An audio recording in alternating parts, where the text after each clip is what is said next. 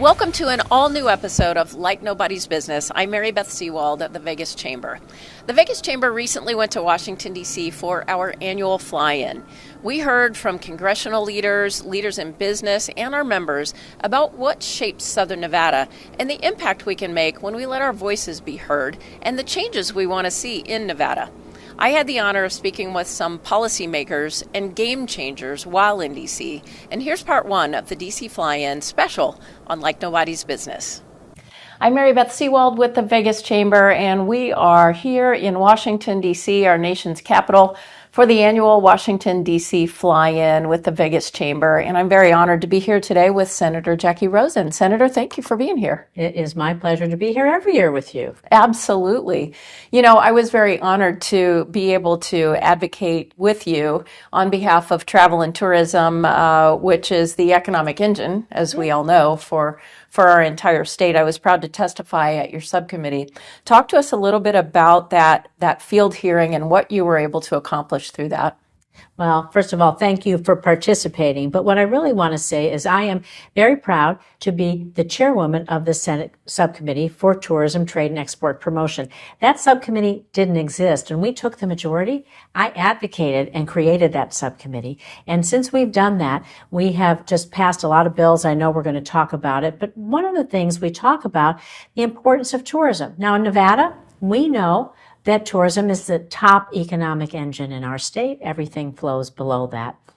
But in every state in this nation has somewhere great and wonderful to visit, and tourism is a top economic driver. So this is one of the most bipartisan committees because everybody wants to promote tourism in their state. So I am proud to take that lead. Our hearing about all the great sports and entertainment, concerts. We have, of course, the Super Bowl coming, F1. We've had the Pro Bowl, the draft, Beyonce, Taylor Swift. We're all going there, all of that. I think the Sphere is opening in a couple weeks, bringing more concerts and events. And it's really just exciting, reigniting the way people want to come visit us. It's just creating more ways and things for people to do when they come to Las Vegas, really enhancing their vacation, right? Yeah, absolutely. And it can also enhance economic development. Right. It can enhance our small business economic engines as well. Tourists come and spend money. Exactly. If they come and spend money, it means jobs, jobs, jobs. People have jobs. The people who live in Las Vegas spend their money, but the people who come to visit, they come out to our communities too. I know that. They're spending money, and it's good for all of us. Well, and you have been super active as well, not only in tourism and travel and so forth, but with Brightline. Yeah. And we had a press conference not too long ago and things like that. Can you give us the current status of that project? Well, I am very, very hopeful that we're going to hear a positive result coming up a little bit later in the fall. Since the beginning, since we passed the bipartisan infrastructure law and we put aside money for high-speed rail, I have been leading the charge to get that Brightline train, that high-speed rail. We've been trying to do it for years from Los Angeles to Las Vegas. First of all, again, jobs, jobs, jobs, number one. Tourism spend money, billions of dollars to our economy, about 30,000 jobs to start just to build it out. We're going to remove that congestion off the I-15. That's going to be great too. We're going to remove 400,000 tons of metric tons of carbon emissions off our freeway every year by having the Brightline train. And again, just giving another great experience for people to come, spend their money, and build our economy. How does that help? We're here with the chamber. How does that help small business? Well, I bet right around that train station, you're going to see a few coffee shops, a few sandwich shops as people do whatever they want to do to come there. You're going to see, maybe our helicopters that take people to see the Grand Canyon. Maybe they'll have to buy a few new helicopters. We have more visitors coming. The more visitors we have, the better our economy is. I'm really proud to advocate for that. I've been calling Secretary Buttigieg we'll say regularly and daily, not quite daily, but regularly. And we hope to have the announcement, hope for a positive announcement. Well, we hope so too. And I was shovel ready. We are shovel ready. That's what I tell them. Yes. This project ready to go.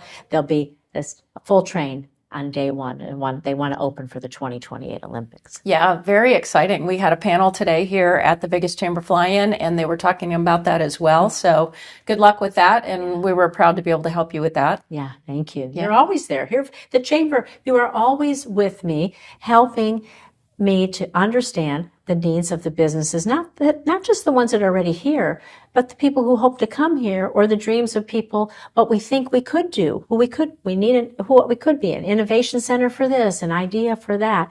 And so your partnership helps me on Small Business Committee, on my tourism committee, and others to pass the kinds of things that help your members in the chamber. It's a partnership. It is a partnership, and it's very meaningful to us. And to the degree that you are such a great partner, we're able to work together and help our small businesses. Yeah. Another thing that our small businesses need, and I know it's something that's near and dear to your heart, is access to childcare. Yes. That is just so important, but it's often unaffordable. We've heard statistics like single women spending upwards of 40% of their income on childcare, and so they're just not able to be in the workforce. So what are some of the initiatives that you're working on in terms of childcare and assisting to that degree? Well, thank you for asking that. It's so important. We put all these programs, all this funding. Let's say that we get the Brightline train. That's going to be about 30,000 jobs. Who are those workers going to be? Probably people with families. They may need childcare. If they have to have good, affordable places for their kids to go, places they trust. And Nevada happens to be a childcare desert. People think of childcare deserts as maybe some deep rural area. It's not true. We have them urban and rural, affordable, trusted childcare. So again, I sit on the Small Business Committee.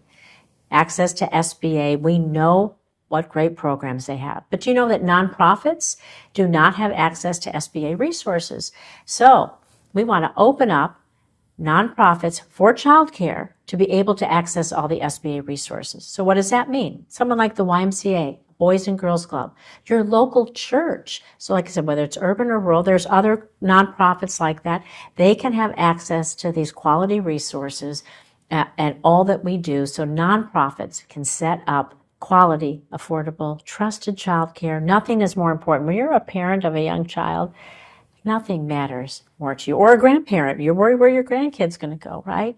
And so this is at the core of what we do. We hope to see that bill passed through the Senate by the end of the year, and hopefully we'll get it passed through the House. It's a bill I think will really make a difference. I do too, and so congratulations on that. And so we're really proud and honored to have you working on a bill like that. I also want to, speaking of proud and honored, I want to congratulate you on being the among the top 10 most bipartisan and the top 10 most effective senators. Congratulations. Well, thank you. I'm really proud. I have to say, I'm in my first term. And so I got here to do things for Nevada. Nevada's my home. I've lived here. My family moved here in the mid-'70s.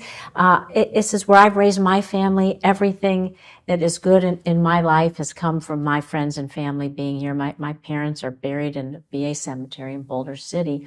And so for me, I knew I just had to work with everyone I could in a bipartisan way to get things done. I'm going to continue that work in a bipartisan way because that's what people expect me to do. It's what Nevada needs.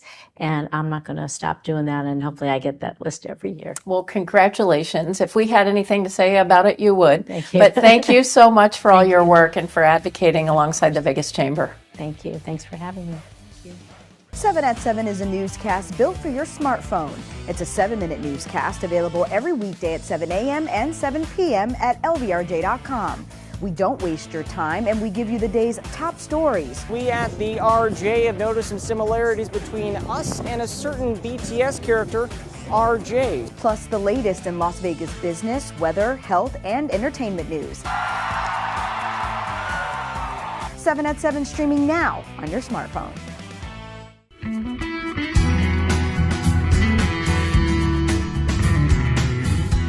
I'm Mary Beth Sewald with the Vegas Chamber, and I am here at our nation's capital on the Vegas Chamber's Washington, D.C. fly-in, and I am here with former Congressman John Porter. Congressman, thank you so much for being with us on the trip this year. Thank you for the invitation. It's an honor to be a part of the family. Well, Congressman, we've worked together for a really long time, and you were part of the very first fly-in 16 years ago. This is so much different. It's so much bigger. This is the largest fly-in ever. How does that feel? Oh, it's amazing, and it sends a message to the nation at the nation's capital and to the world the strength of the Nevada business community and the strength of the Vegas Chamber. Absolutely phenomenal. And we've had a lot of important meetings already this week. Tell us a little bit about what some of the biggest takeaways have been for you. Well, we're standing here, of course, in the center of the free world, and with 16 years of experience, the Chamber is now making its own history. And some of the highlights are, we've had members of Congress speak, administration members have spoken. You've had a lot of the members here that are a big part of the whole fly-in making presentations. We've talked about the media, we've talked about polling, we've talked about lands, we've talked about waters and the important things for Nevada. So I think so far, everything has been phenomenal. I'm just really proud of you. And it's really important that we put Nevada on the map. And so these conversations, actually, with these conversations, we're able to move the needle. Absolutely. You know, there is a lot of groups and businesses that come here from around the country and from Nevada, but this is the number one organization from Nevada and now in the nation to bring so many people together. And the Vegas fly-in, we're asked about every day. Whenever I walk into one of the office buildings in the center of the house, it's, Congressman, when is the Vegas fly-in? We have become, with your leadership and the years of building into this, the premier organization, and the premier fly-in in Washington, D.C. Well, Congressman, you've been such a huge part of this organization and a huge part of all the accomplishments that we've been able to make. So we appreciate your leadership and we appreciate your partnership. Thank you. Again, I'm honored to be part of the family and happy to do whatever I can to help the Chamber. All right. Thank you very much. Thank you.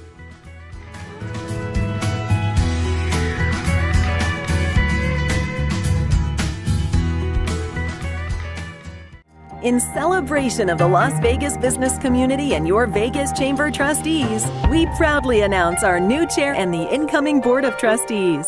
Join us at the Wynn Las Vegas. As humans, we're visual creatures. In fact, American adults spend nearly 6 hours each day watching video, and we're evolving and expanding across screens. Whether we're surfing the web at work, streaming our favorite show in a waiting room, or watching the game live at home, Cox Media's digital video solutions can deliver your business's message to consumers in a way that creates a meaningful connection and drives them to take action. Grow your business. Call Cox Media today. I'm Mary Beth Sewald with the Vegas Chamber, and we are here at our annual Washington, D.C. fly-in with Senator Catherine Cortez Masto. Senator, thank you so much for being with us. Thank you. It's always a pleasure. You know, you've always been such a great advocate and partner with the Vegas Chamber, working on behalf of small businesses across Nevada, medium-sized businesses, of course, the largest ones as well. What are some of your priorities that you're working on right now? Yeah, for me, when it comes to our small businesses, as you well know, this is really the backbone of our, this is it, right? They create the jobs in our communities, they're the entrepreneurs, they're the ones that care. And so the goal here is to make it so that at a federal level, they have access to capital that we can help them achieve that. There's cybersecurity issues that I know our businesses are dealing with, that they can open the doors, they have the technical assistance that they need. I know many, and you and I have talked about this, many businesses be able to provide benefits for their employees, but it's challenging, right? So pooling, my goal here at a federal level is to allow more of our businesses, particularly smaller ones, to pool the resources, to be able to access those benefits, to be able to access the products and security services necessary for cybersecurity needs and so many other things. I think there's a benefit in opening that door for those businesses to work together. Well, we sure appreciate your partnership. You've done so much to help our small businesses, so we appreciate it very much. Switching gears a little bit to the looming government shutdown. What are your predictions about that? Do you think it's avoidable? I will tell you, on the Senate side, Republicans and Democrats don't want to see a shutdown. We've done just the opposite. We've worked in a bipartisan way to move the appropriations bills out of committee and continue to move those. It really is going to be up to those few in the House Freedom Caucus. And I know that you've also been very involved in that, and you're working on it. We were talking with Susie Lee earlier, and she's with the Problem Solvers Caucus and different things like that. So there's a lot of concern about things that would happen in the event that we do have a government shutdown. That's right. People don't realize when the federal government shuts down at the end of the day, that's impacting everything the federal government does for constituents, right? Getting checks out for Social Security, getting unemployment, whatever it may be at the end of the day for our federal employees, but also it's not just the federal employees, it's our active military. It is constituents, again, who are relying on some sort of benefit from the federal government, whether you're a senior or you're a veteran. It also means if we're shutting down the government, there's concerns about ensuring that we're addressing the safe communities that we need and the law enforcement impacts that are going to be there, right? So there's a number of implications that people don't realize, and they shouldn't until it happens. But who should realize it, unfortunately, are those few that want to shut down the government. They know better. They know what's at stake, and they're still willing to take that chance. Well, and we're here at our Washington, D.C. fly-in this week. We've had a lot of conversations about all kinds of different issues impacting Nevada.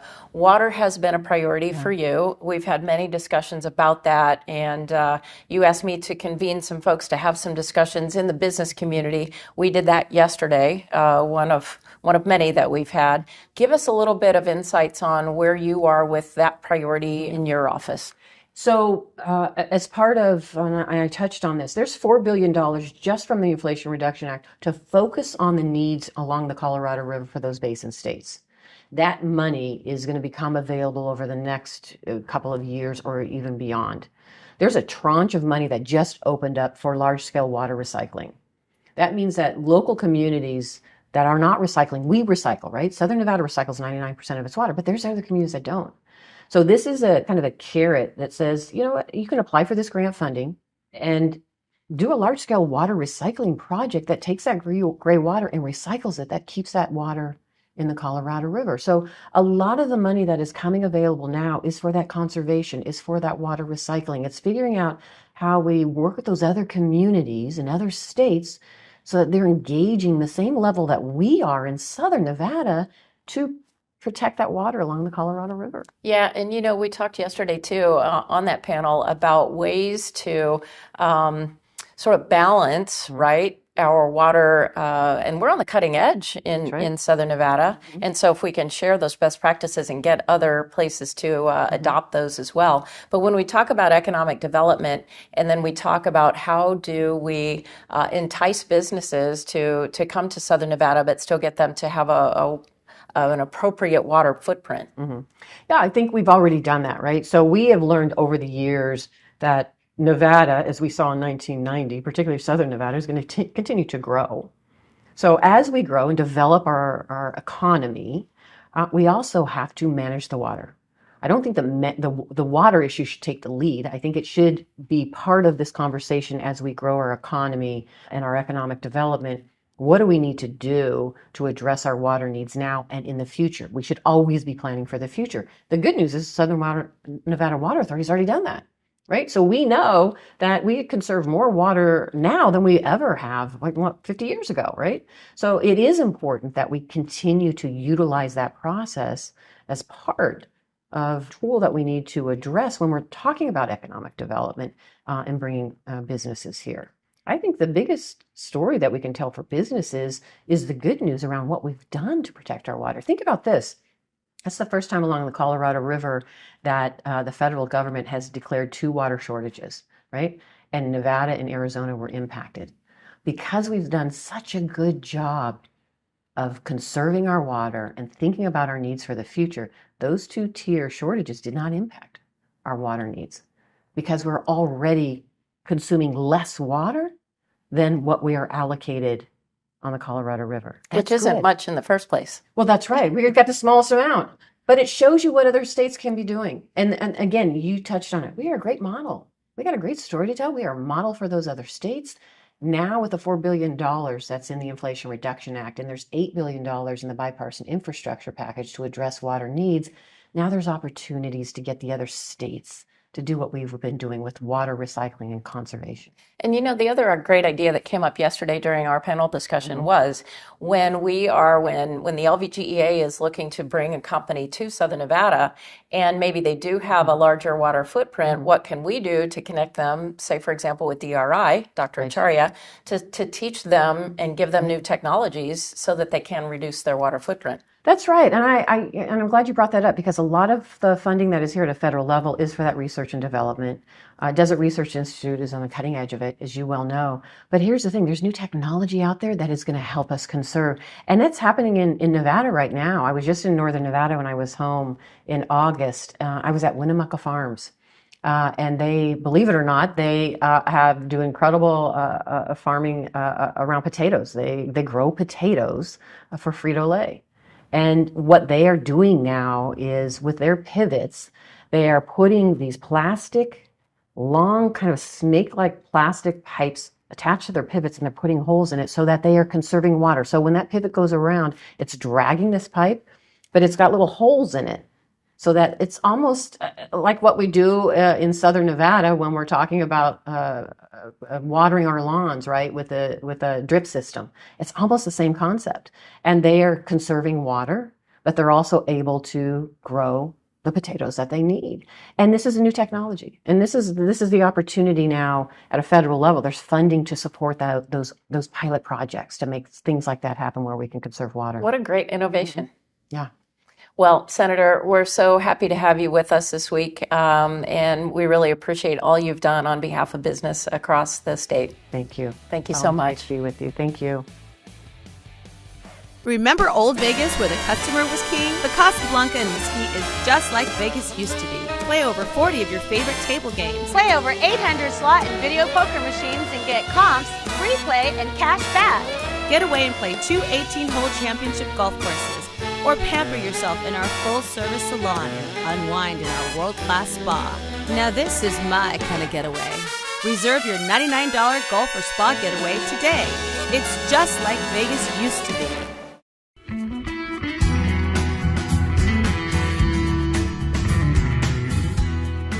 I'm Mary Beth Sewald with the Vegas Chamber here at the Washington, D.C. Fly-In in Washington, D.C.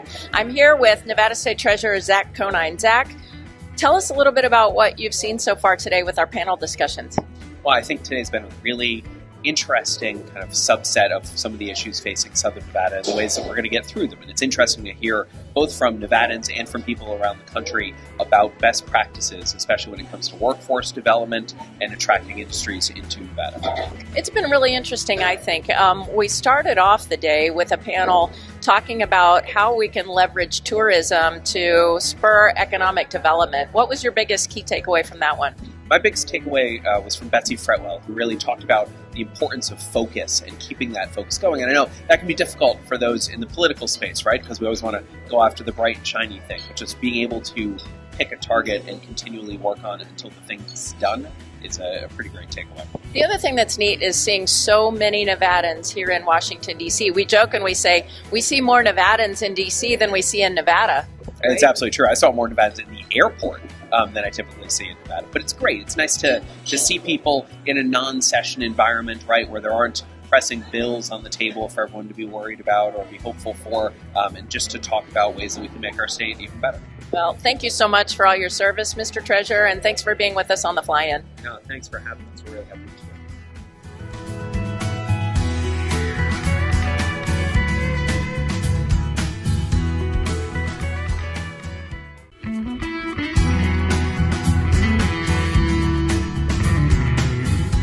I'm Mary Beth Sewald at the Vegas Chamber's Washington, D.C. Fly-In, and I'm here with the President and CEO of the Las Vegas Global Economic Alliance, Ms. Tina Quigley. Tina, thanks for being with us this week. Thank you so much, and thank you. I know we're only partly through the first day, but already I feel like there's some great content and great conversations. I appreciate so much all the work that you and your team put into this. Well, thank you so much. And likewise, we're partners on this event. And we've had a few panel discussions already. We've talked about tourism, economic development, which is your wheelhouse. talk to us a little bit about what was your biggest takeaway from that first panel that you did. So the panel that I was on, I appreciate so much hearing pretty much a consistent message from all the panelists. Wasn't that interesting? They said, instead of casting a wide net, let's get super focused and targeted on the industries and the companies that make the most sense for us to try to reach out to and attract. I appreciate Betsy said, be focused. I appreciate that Steve said, hey, sports and entertainment is where we're headed already organically, so let's hire somebody who is specifically for the sole purpose of going out and identifying and recruiting and researching to grow and attract that type of business. So, and then I thought it was interesting that it was followed up by the education panel, which had a similar message, and that is figure out who you are and be focused on that. I thought so too, and thank you for all of your great leadership and your expertise. We really appreciate it. I appreciate yours, so thank you. Thank you very much. All right. Have a great week.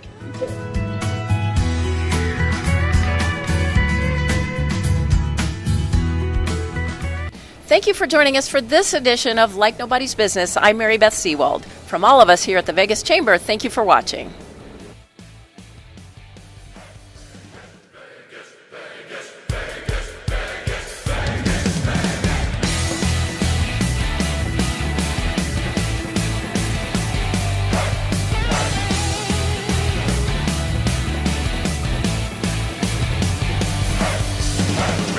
Again in 110, and the fire's just starting to burn.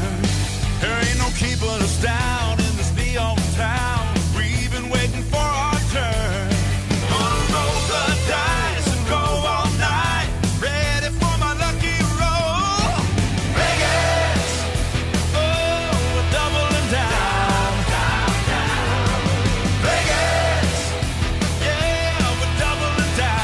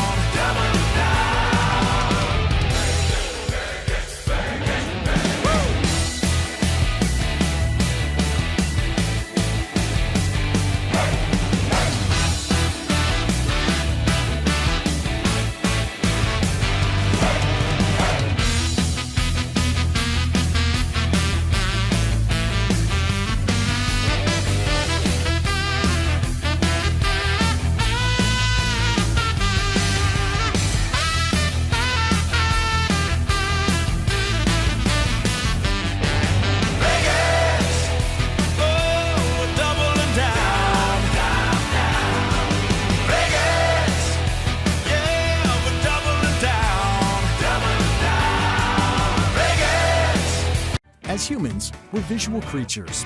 In fact, American adults spend nearly 6 hours each day watching video, and we're evolving and expanding across screens. Whether we're surfing the web at work, streaming our favorite show in a waiting room, or watching the game live at home, Cox Media's digital video solutions can deliver your business's message to consumers in a way that creates a meaningful connection and drives